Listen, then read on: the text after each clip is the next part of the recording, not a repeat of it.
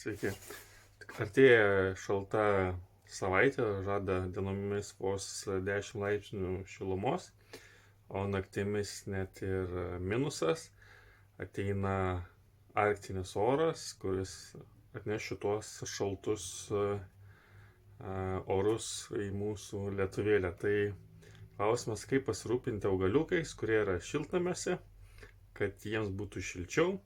Tai aišku, geriausia, kad šiltnamį, jeigu turite kažkokių skylių, tai va, matote, čia kampuose pas mus, nors ir šiltnamis pakankamai naujas, tvirtas. Kampuose yra pakankamai skylių, kur tiesiog užkamšome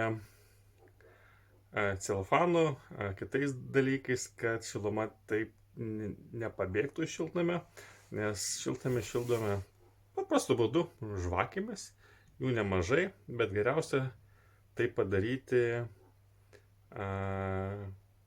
kibiruose, įdėti kibirus, kad tie kibirai šiltų, duotų papildomą šilumą. Tai parodysiu, kaip atrodo pas mane. Matote, metalinis kibiras, žvakių nemažai. Čia vienos žvakės, kurios baigėsi trumpiau dega, kitos, kur matote, baltos yra, dar pilnos. Vat čia šviežiai uždegta.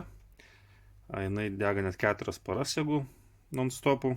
Ir kai jinai jau pilnai kaista, ištirpsta ir tampa toks aliejingas. Čia yra sojų vaškas ir degs 4 paras. Pirkom iš Maksimos. Parduotuvėse buvo akcija 50%, tikrai gan gera kaina, kaip 4 paras, tai viena žvakė, tai gaunasi paros kaina tik tai 25 centai. Tai va, tai kai yra šitam kibirė telpa, kiek čia matau, 7 žvakės, palietus ranka jaučiasi šiluma ir jisai pats iš savęs papildomai skleidžia šilumą. Ir daigeliams, kurie yra čia pas mumis, čia vat yra arbūzai, įšyla. Šiuo metu lauko temperatūra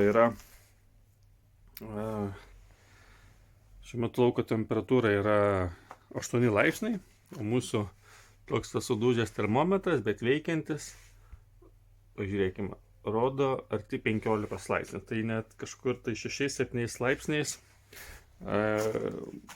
temperatūra pakyla. Tai va, jeigu neturite kibirų, bet tinka yra seni puodai, turime seną puodą, kuris taip pat, kai ištirps šitas žvakės, bus aliejingas visas, vat, tai pradės kaisti savęs indelį, kuris skleis šilumą į šitą puodą ir automatiškai skleis šilumą ir daugiau į šitą šiltnamio vidų ir bus žymiai šilčiau. Taip pragyvensim tą šaltą savaitę, tai pasirūpinkite savo augaliukais. Jeigu patinka tai, ką papasakojau, įdomu, tai užsiprenumeruokite kanalą mano ir gausite daugiau įdomių video.